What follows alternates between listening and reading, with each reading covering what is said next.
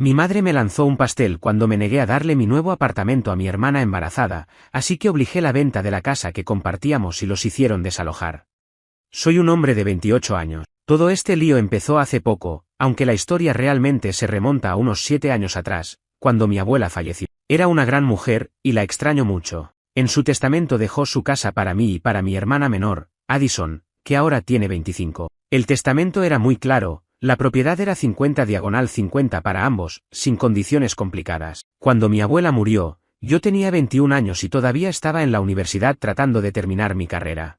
Addison tenía 18, recién saliendo del instituto. Nuestra madre, Erika, había estado viviendo con la abuela para cuidarla en sus últimos años, así que después de su muerte simplemente se quedó en la casa. Addison también vivía allí, y en ese momento tenía sentido. Yo vivía en residencias estudiantiles, y luego en apartamentos modestos de alquiler una vez que me gradué y empecé a trabajar. No necesitaba el espacio en la casa de mi abuela. El acuerdo fue sencillo, mamá y Addison vivirían allí sin pagarme alquiler, pero cubrirían todos los gastos, impuestos, electricidad, agua y el mantenimiento general del lugar.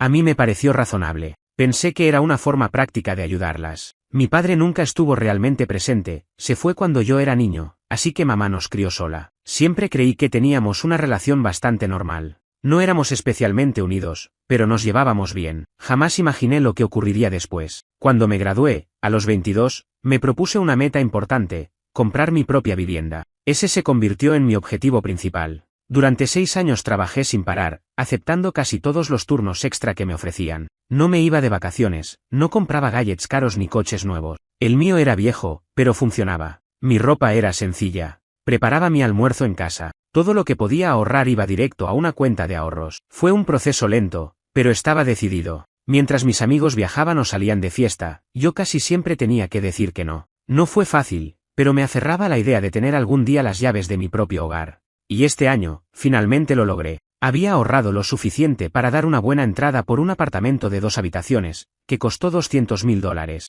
Está en una zona decente de la ciudad, segura y tranquila, y además me reduce bastante el trayecto al trabajo. Firmar esos papeles fue uno de los mejores días de mi vida. Pasé el primer mes pintando las paredes con mis propias manos. Compré muebles básicos, una cama, un sofá, una mesa y unas sillas. Poco a poco todo empezó a tomar forma, y hace unas 8 semanas me mudé oficialmente. Por primera vez tenía un lugar realmente mío, ganado con mi esfuerzo. Pero la demanda por mi apartamento surgió de la nada. Aunque, pensándolo bien, mi madre y mi hermana siempre tuvieron una actitud algo extraña respecto a mi dinero. Parecía que, por el hecho de ser soltero y tener un empleo estable, lo que ganaba era también un poco suyo o al menos, que tenían derecho a opinar sobre cómo lo gastaba. Por ejemplo, cada vez que mencionaba un bono en el trabajo, mi madre inmediatamente sugería que comprara algo para la casa, refiriéndose a la casa de mi abuela donde ellas vivían. Una vez fue una lavadora nueva. Le recordé que ese mantenimiento era su responsabilidad, pero me hizo sentir culpable, diciendo que la vieja ya no servía bien. Al final terminé dándole la mitad del dinero. Con Addison pasaba algo parecido. Aunque empezó a trabajar medio tiempo en una tienda local, me pedía dinero constantemente.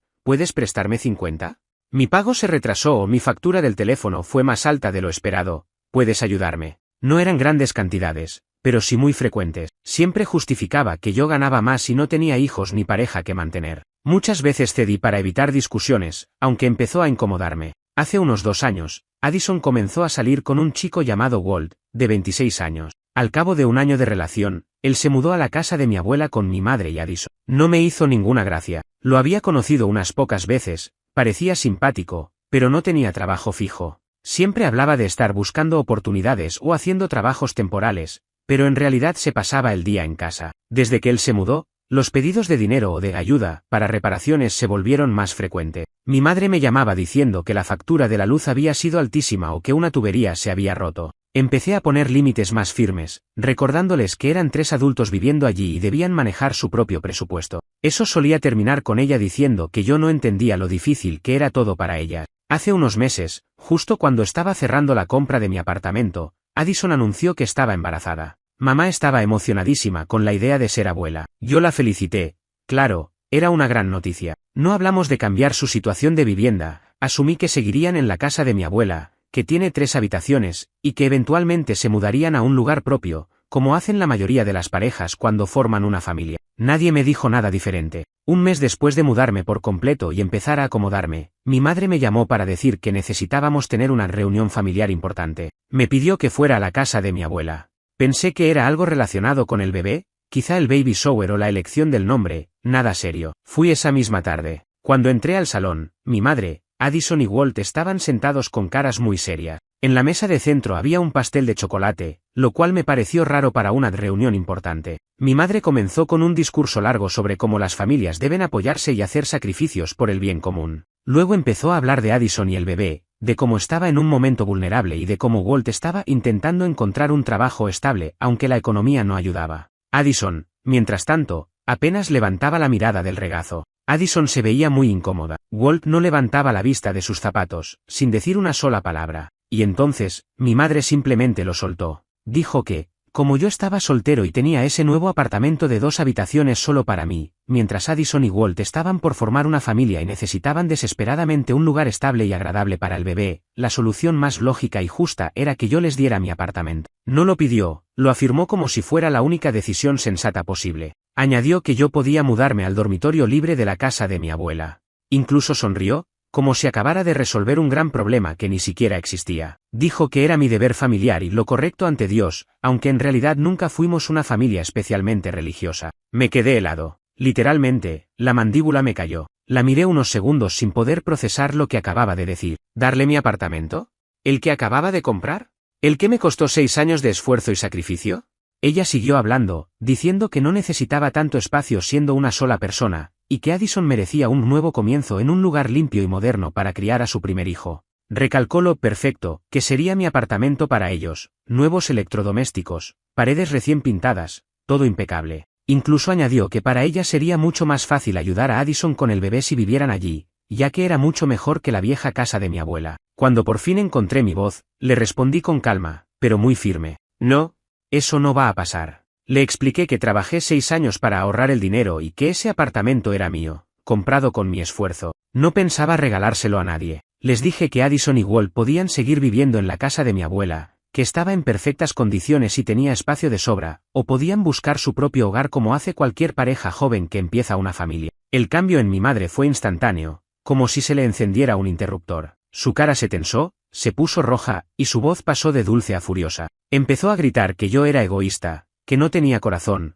que era un desagradecido. Afirmó que durante años me había permitido beneficiarme de la casa de mi abuela al no exigirme pagar mantenimiento ni vender mi parte antes, lo cual era una completa distorsión de la realidad, ya que ella y Addison vivían allí totalmente gratis. Addison rompió a llorar, con sollozos exagerados. No puedo creer que no te importe ni yo ni mi bebé, ¿cómo puedes ser tan cruel? Y Walt, que hasta entonces no había dicho una palabra, levantó la mirada y murmuró, vaya, hombre, pensé que eras mejor persona.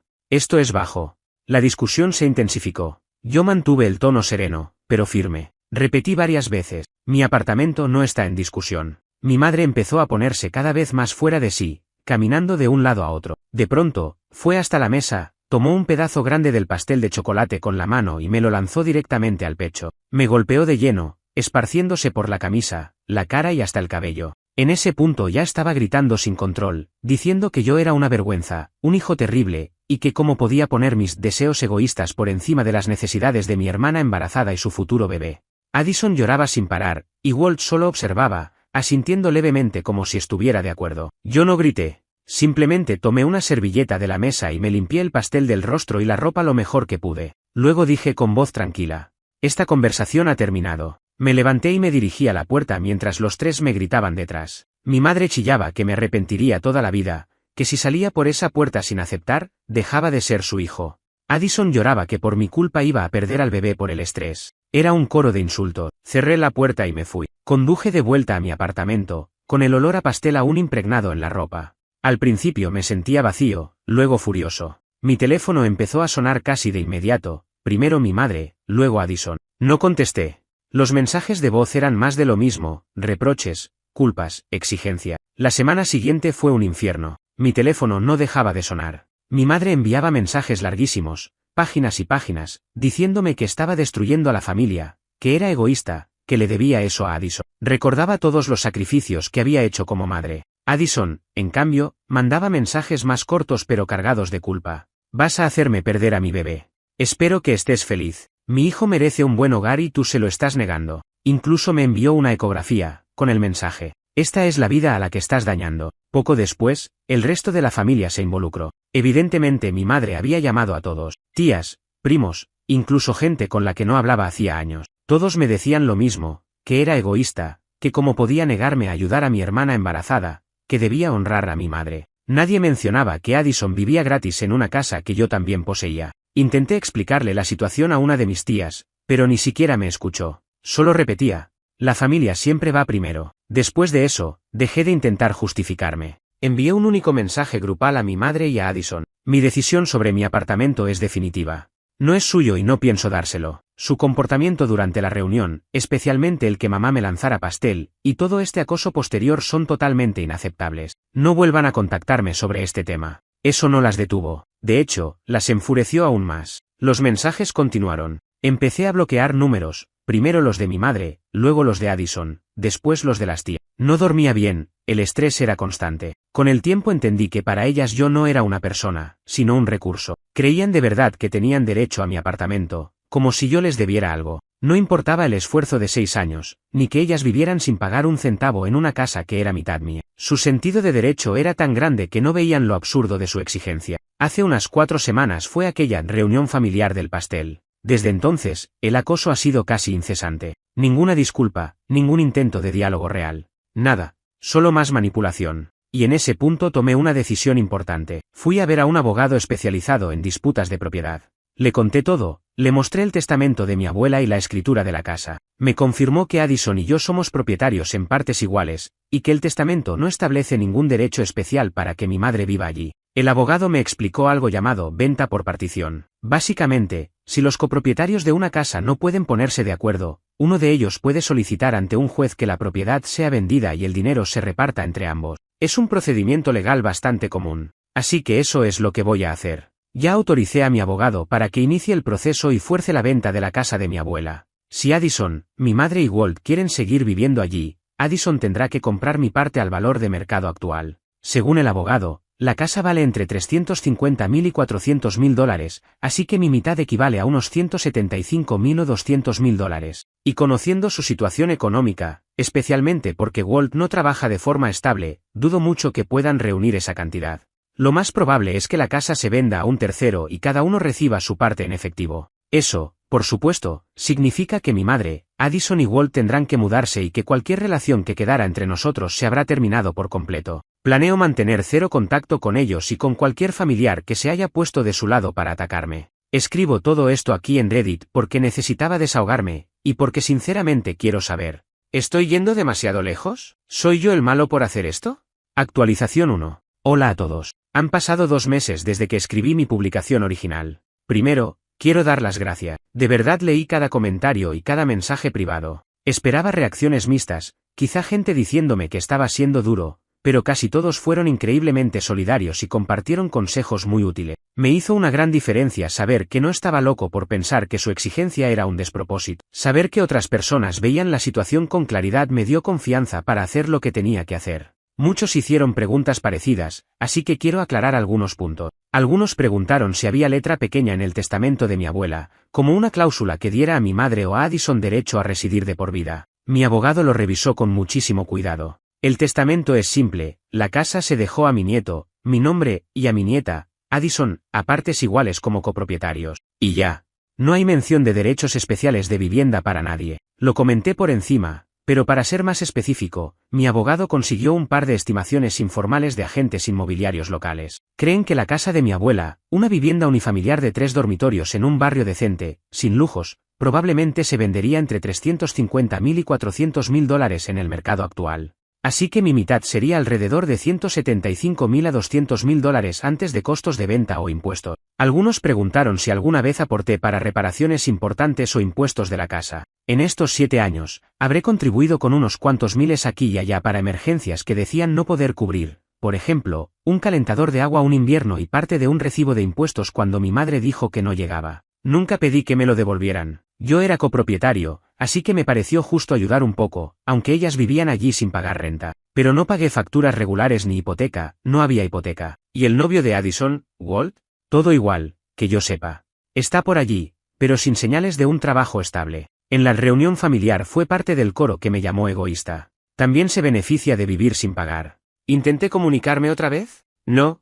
Después del mensaje que les envié justo tras el incidente del pastel, no volví a hablarles. Mi abogado me dijo que lo mejor era que toda comunicación oficial sobre la casa pasara por él. Y siendo honestos, después de cómo se comportaron, tampoco quería hablarles. Leer todos los comentarios aquí y dejar que pasaran un par de meses, aunque siguió siendo una tormenta de drama familiar, consolidó mi decisión. Lo que más me quedó claro, y que muchos de ustedes señalaron, fue la falta total de respeto. No solo por querer mi apartamento, sino por cómo lo pidieron, cómo reaccionaron cuando dije que no y cómo de verdad creían tener derecho a algo por lo que yo trabajé tanto. Me demostró que no me ven como una persona independiente con su propia vida, me ven como alguien que existe para proveerle. La idea de que siguieran viviendo gratis en la casa de mi abuela, poniendo mi nombre por el suelo ante cualquiera que quisiera escuchar y convencidos de que el malo era yo, llegó a ser inaceptable. Vender la casa nunca fue mi primera opción, pero entendí que era la única forma de hacer un corte limpio. La única manera de quitarles ese control financiero y emocional sobre mí. Cualquier medida menor, como pedirles renta, la iban a pelear, ignorar o usar para complicarme más la vida.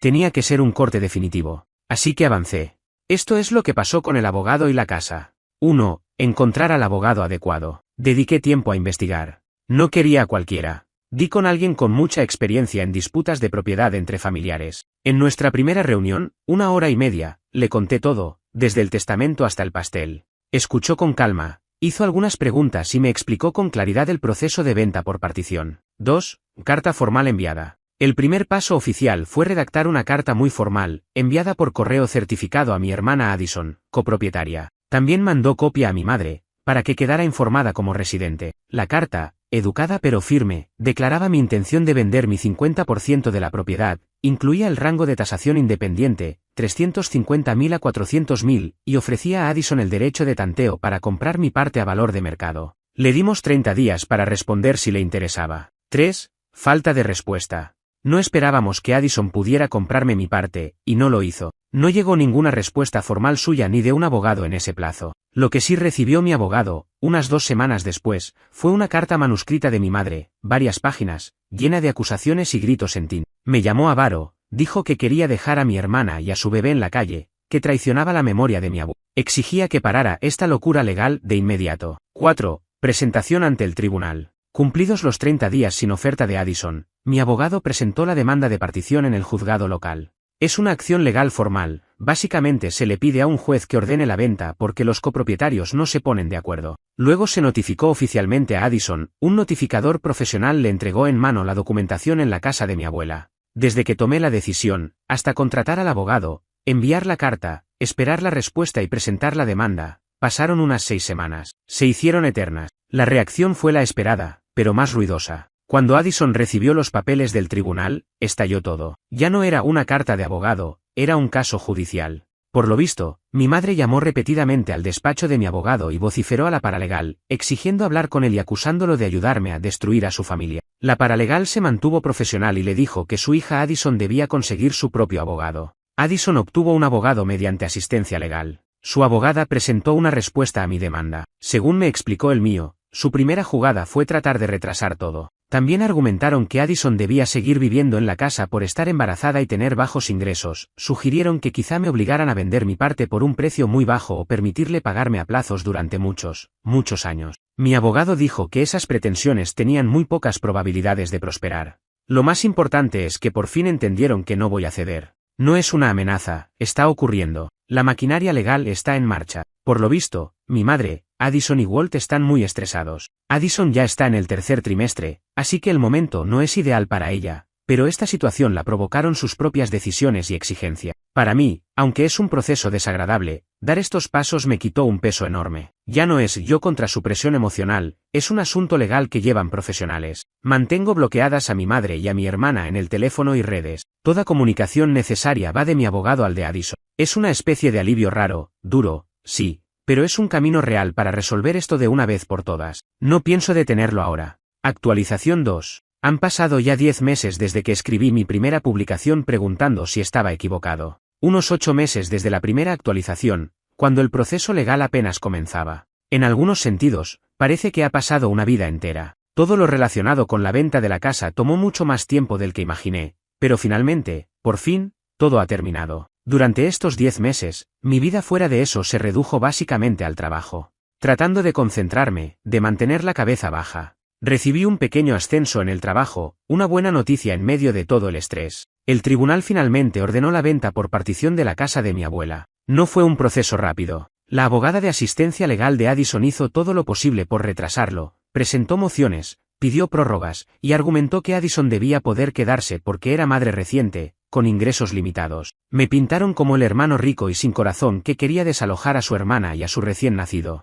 Mi abogado tuvo que responder a todo eso, dejando claro que yo solo ejercía mi derecho legal como copropietario, y que toda esta situación fue causada por sus propias exigencias irracionales. Hubo un par de audiencias cortas a las que asistió mi abogado en mi lugar, por lo que no tuve que ir yo, cosa que agradecí. El juez finalmente dictaminó que la ley era clara, la propiedad debía venderse y el dinero dividirse, ya que no había acuerdo posible. El tribunal nombró a un agente inmobiliario neutral para encargarse de la venta y garantizar que todo fuera justo. Poner la casa en el mercado llevó otros 2 meses. Como era de esperar, mi madre y mi hermana no colaboraron mucho con el agente. Le costaba programar visitas, a veces no abrían la puerta, o la casa estaba desordenada cuando llegaban los compradores. Mi abogado tuvo que enviar otra carta formal a la abogada de Addison advirtiendo que, si seguían obstruyendo la venta, pediríamos la intervención del tribunal y podrían ser responsables de los costos adicionales. Eso pareció surtir efecto, empezaron a cooperar más, aunque evidentemente no estaban contentas. La casa estuvo oficialmente en venta unos 3 meses. Hubo interés, y finalmente se vendió por $380.000, justo en el punto medio del rango esperado. Después de pagar todos los gastos, la comisión del agente inmobiliario, los honorarios legales y los costos de cierre, el monto total a dividir fue de aproximadamente $345.000.